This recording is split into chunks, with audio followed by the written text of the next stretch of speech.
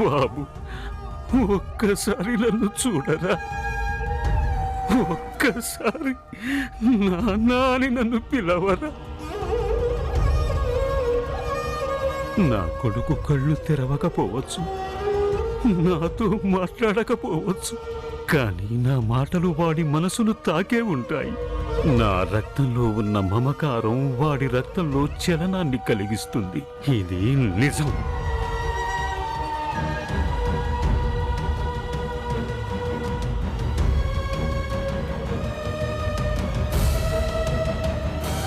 అలా ఉన్నారేంటి రాహుల్ బాబు? ఏమైంది? కాఫీ తీసుకోండి రాహుల్ బాబు. నేను ఇలా జరుగుతుంది అనుకోలేదు. ఏం జరిగింది రాహుల్ బాబు? ఏయ్, తెలీదా నీకు? అసలు నువ్వు నా లైఫ్లోకి ఎందుకు వచ్చావు? అసలు నువ్వు నా గురించి ఏమనుకుంటున్నావు?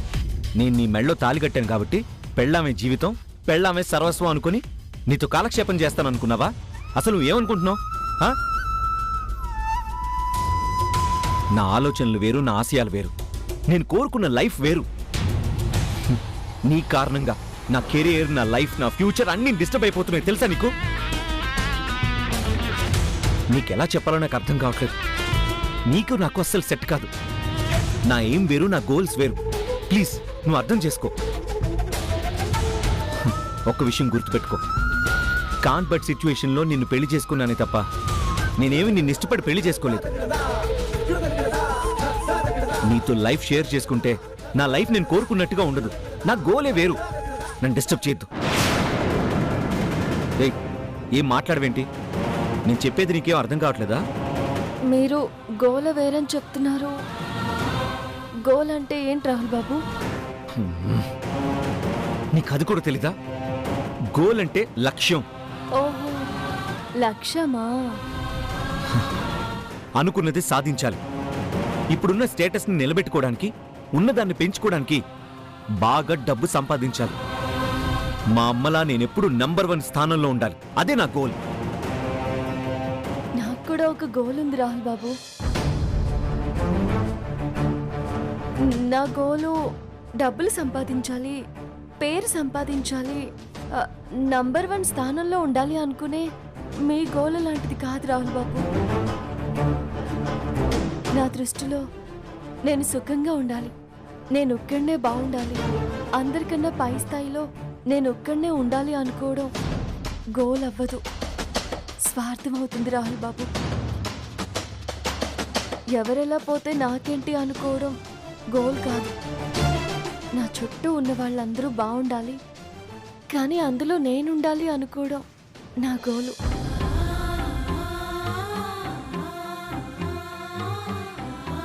ఎవరికి ఎలాంటి కష్టం వచ్చినా నాకు చేతనైన సహాయం చేయాలనుకోవడం నా గోలు. అందరూ నా వాళ్ళే అనుకోవడం, అందరితో కలిసి ఉండడం, అందరి కోసం నేనున్నాను, నా కోసం అందరున్నారు అనుకోవడం నా గోలు. 4 డబ్బు కట్లు సంపాదించటం కన్నా నేను నా జీవితం నలుగురికి ఉపయోగపడాలి అనుకోవడం, నన్ను ప్రేమించి అభిమానించే నలుగురు మనుషుల్ని సంపాదించుకోవాలనుకోవడం నా గోల్ బాబు. గోల్ అంటే ఎవరికి అందనంత ఎత్తుకు ఎదిగిపోవడం కాదు, ఎదుటి వాళ్ళ కష్టాల్ని పంచుకొని మన సంతోషాలని 10 మందితో పంచుకోవడమే మన జీవిత లక్ష్యం కావాలి. అదే నా కోరిక, అదే నా ఆశ, అదే నా లక్ష్యం.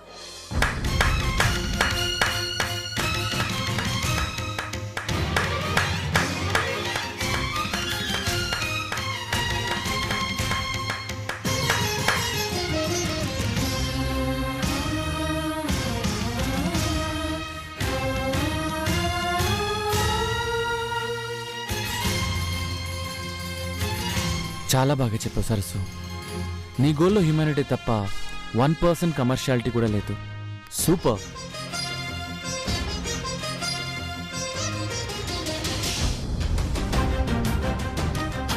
సరస్సు చెప్పింది కరెక్ట్ రాహుల్. ఏంటి కరెక్ట్? చదువులేని అమ్మాయి కాబట్టి తన చుట్టూ ఉన్న నలుగురు గురించి తప్ప ఇంకేమీ ఆలోచించలేదు. అది నీకు అంత గొప్పగా నచ్చేసిందా? నచ్చడం కాదురా, అద్భుతంగా నచ్చింది. సరస్సుకి చదువు లేకపోవచ్చు, కానీ అందరి గురించి ఆలోచించే సంస్కారం ఉంది. అందరికీ న్యాయం చేయాలనే మంచితనం ఉంది. అందుకే ఆ ఊర్లో ఉన్న వాళ్ళందరి ప్రేమ అభిమానాన్ని సంపాదించుకోగలిగింది. అది అసలైన గోల్ అంటే. మన దగ్గర చదువుంది, డబ్బుంది. మనమిచ్చే జీతాలకి పనిచేసే వాళ్ళని, మన స్థాయిని, డబ్బుని చూసి భయపడే మనుషుల్ని తప్ప సరస్సుని అభిమానించే వాళ్ళలాగా మనం ఎంతమందిని సంపాదించుకోగలం చెప్పు? సర్లే, ఇప్పుడు అవన్నీ అనవసరం. అయినా నీకు సరస్సుకు మధ్య ఏం కూడా జరిగిందిరా? అసలు ఆ ఊళ్ళో ఏం జరిగింది? సడన్గా ఏం జరిగింది అని అడుగుతున్నాడేంటి? అంటే అన్నయ్యకి మాకు పెళ్లి జరిగిన విషయం తెలిసిపోయిందా? నేను అక్కడికి వచ్చేసరికి నువ్వు సరస్సు మంచి ఫ్రెండ్స్లా చాలా క్లోజ్గా ఉండేవాళ్ళు. కానీ ఇక్కడేమో ఒకరికొకరు తెలియనట్టు, ఏ సంబంధం లేనట్టు ఉంటున్నారేంటి? ఇద్దరికి ఏమైనా గొడవ జరిగిందా?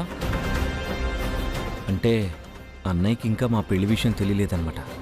పోన్లే. చెప్పరా, ఏం జరిగింది? అది ఏం లేదులే.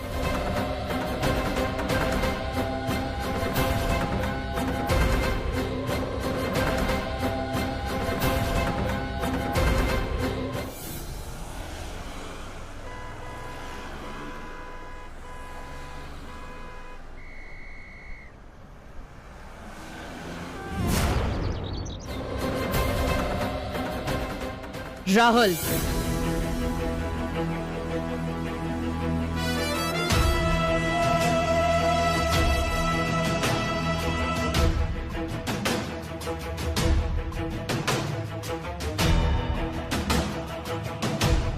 ఒక నిమిషం నీతో మాట్లాడాలి.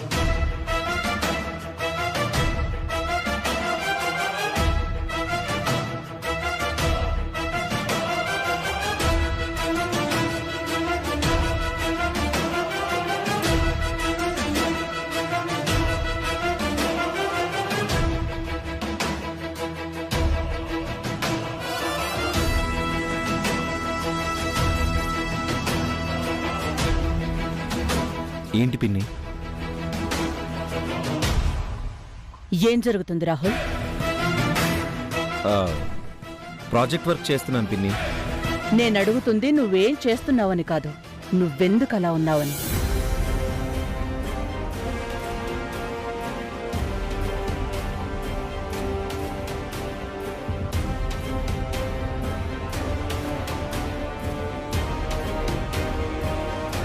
నువ్వు ముంబై వెళ్ళినప్పటి నుంచి నేను నిన్ను గమనిస్తూనే ఉన్నాను. అదోలా ఉంటున్నావు, దేని గురించో టెన్షన్ పడుతున్నావు. నీ మొహంలో, నీ కళ్ళల్లో భయం కనిపిస్తోంది.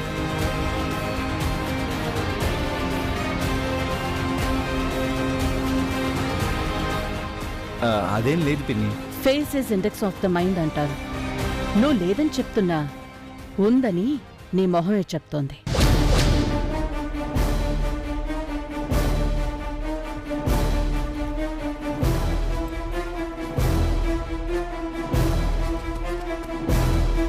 నీ కళ్ళల్లో కనిపిస్తున్న ఆ భయం చూస్తుంటే నీకు సంబంధించిన విషయం ఏదో ఎవరికీ తెలియకూడదని కంగారు పడుతున్నట్టుగా ఉంది.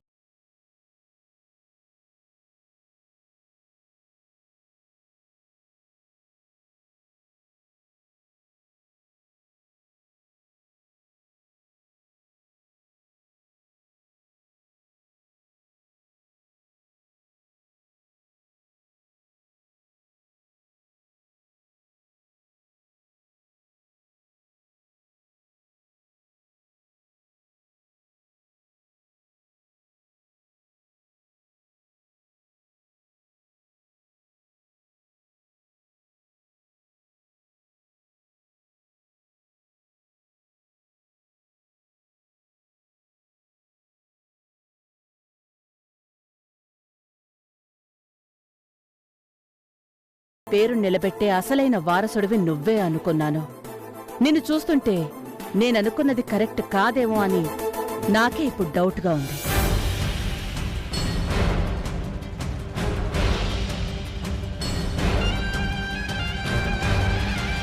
మా అక్క వాగ్దేవి పిల్లలంటే ఎలా ఉండాలి? మా అక్కలాగే అన్నిట్లో నెంబర్ 1 అనిపించేలాగా ఉండాలి, అవునా?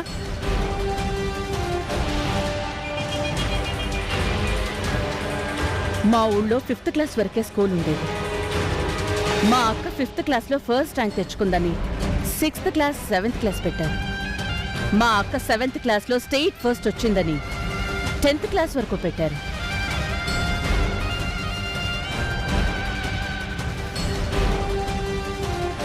ఎవరైనా చదువుకోవడానికి స్కూల్కి వెళ్తారు, కానీ మా ఊళ్ళో స్కూల్సే మా అక్క కోసం వచ్చేవి. మా అక్క పిల్లలంటే మీరెలా ఉండాలి?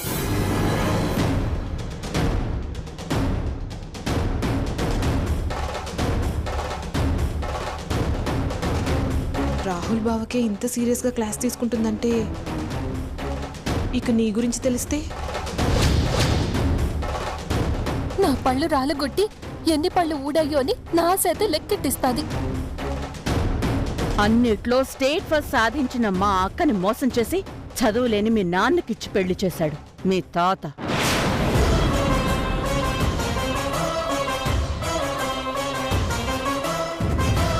అపర మేధావి అయిన మీ అమ్మని ఆ ఊరు మీ తాత నెత్తిన పెట్టుకుని పూజించాల్సింది పోయి కట్టుపట్టలతో ఇంట్లోంచి బయటికి గెంటేశారు. నా ఆస్తిలో ఒక్క నయ్యా పైసా కూడా మీకు దక్కదు. నాకు మీ డబ్బు, మీ పెద్దరికం, పలుకుబడి మీద కన్నా నా చదువు, తెలివితేటల మీదే నాకు నమ్మకం ఎక్కువ. అయితే పో, నీ నమ్మకంతో నువ్వేం సాధిస్తావో నేను చూస్తాను.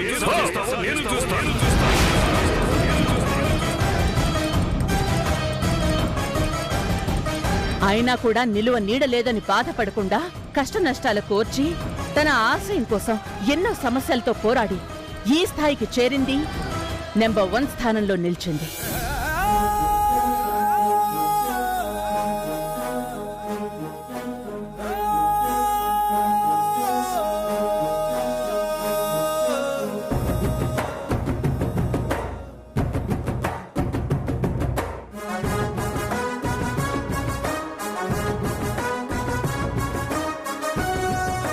వాగ్దేవి ఎడ్యుకేషనల్ ఇన్స్టిట్యూట్స్ నుంచి ప్రతి సంవత్సరం కొన్ని వందల వేల మంది స్టూడెంట్స్ డాక్టర్స్ గా, ఇంజనీర్స్ గా తయారవుతున్నారు. మా అక్క పేరు నిలబెడుతున్నారు, అక్క నెంబర్ 1 స్థానాన్ని కాపాడుతున్నారు. అలాంటి అక్క పిల్లలైన మీరు తన కోసం ఇంకెంత చెయ్యాలి?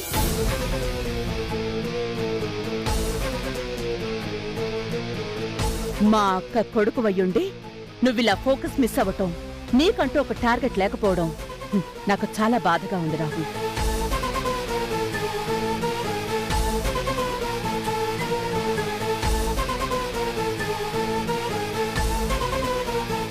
నీ మైండ్లో నువ్వు సాధించాలి అనుకునే టార్గెట్ తప్ప ఇంకేమీ ఉండకూడదు. కాన్సంట్రేట్ చేయి.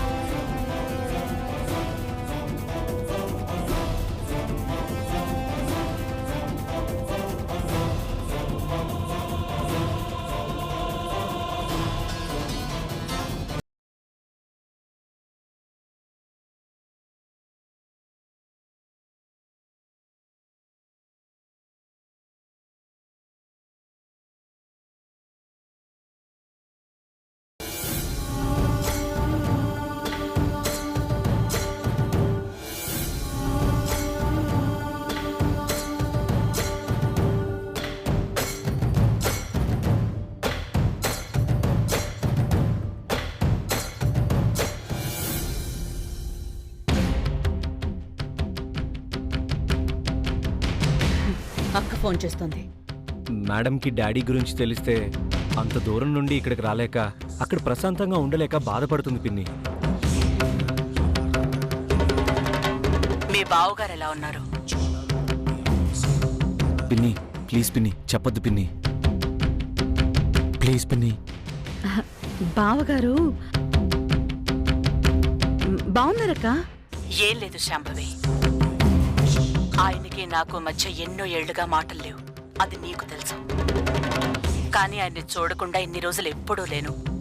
ఒకసారి మీ బావగారిని చూడాలనిపిస్తోంది.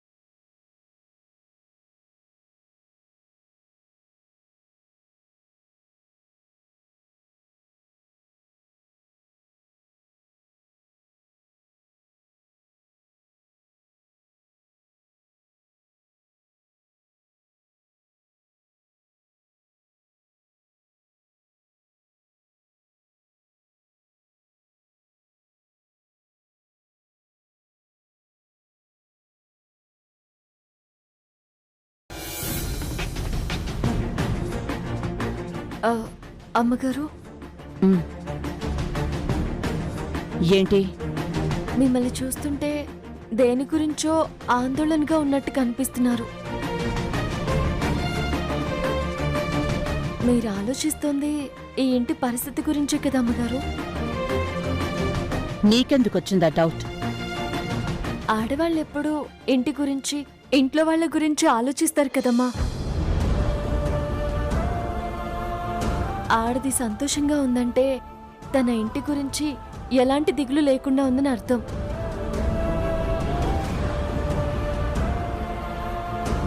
సంతోషంగా లేదు అంటే తన ఇంటి సమస్యల గురించి ఆలోచిస్తూ మనశ్శాంతిగా లేదని అర్థం. మీకు చెప్పేంతటి దాన్ని కాదు, కానీ మీరేమీ అనుకోనంటే ఒక్క మాట చెప్పొచ్చా అమ్మగారు? ఏంటి? ఆడది ఏ పూజ చేసినా, ఏ నోము నోచినా నా భర్త, నా పిల్లలు, కన్నవాళ్ళు, అత్తమామలు అందరూ క్షేమంగా ఉండాలని చేస్తుంది. తన ఇల్లు సుఖశాంతులతో ఉండాలని కోరుకుంటుంది. అందుకే ఏ ఇంటి సౌభాగ్యమైనా ఆడది చేసే పూజల వల్లే నిలుస్తుందమ్మగారు. శ్రావణ మాసం కాబట్టి భర్తతో వరలక్ష్మి వ్రతం చేస్తే ఆ అమ్మవారి అనుగ్రహంతో సమస్యలన్నీ తొలగిపోయి ఈ ఇంటి పరిస్థితులన్నీ చక్కబడతాయి అమ్మగారు. మీకు ఇలాంటి వాటి మీద నమ్మకం ఉందో లేదో నాకు తెలియదు, కానీ వాగ్దేవ్ అమ్మగారికి నమ్మకం ఉంది. ఏంటి? అక్క గురించి అంతా తెలిసినట్టు మాట్లాడుతున్నావు? అదే అమ్మగారు, నమ్మకం ఉంది కాబట్టేగా ఈ ఇంటి సౌభాగ్యం కోసం ఇంట్లో అఖండ దీపాన్ని వెలిగించారు. ఈ శ్రావణ మాసంలో వరలక్ష్మి వ్రతం చేస్తే ఆ సౌభాగ్యం మరింత పెరుగుతుంది. శాంతి, సంపద, సంతోషాలు, ఆనందాలు అన్నీ పెరుగుతాయి అమ్మగారు. వ్రతం చేస్తే మంచిదే, కానీ అక్క లేకుండా ఎలా? పూజ చేయడానికి వాగ్దేవ్ అమ్మగారు లేరని ఆలోచిస్తున్నారా అమ్మగారు? వాగ్దేవ్ అమ్మగారు లేకపోయినా ఇంటి ఇల్లాలు వనజమ్మ గారు ఉన్నారు, నవ్యం ఉంది. వాళ్లతో పాటు పెద్ద ముత్తైదు మీరు ఉన్నారు. ఎవరు వ్రతం చేసినా వాగ్దేవ్ అమ్మగారు బాగుండాలనేగా చేస్తారు. వాగ్దేవ్ అమ్మగారు బాగుంటే అందరూ బాగున్నట్టే కదా అమ్మగారు. ఆడదానికి ఐదోతనాన్ని ప్రసాదించిన భర్తలు ఆయురారోగ్యాలతో క్షేమంగా ఉండాలని వరలక్ష్మి వ్రతం చేయడం చాలా మంచిది.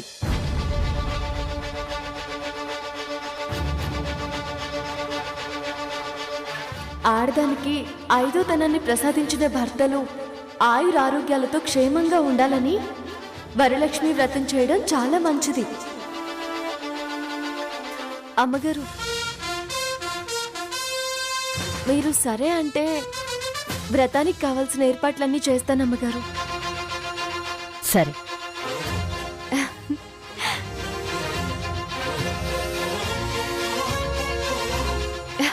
అలాగే అమ్మగారు.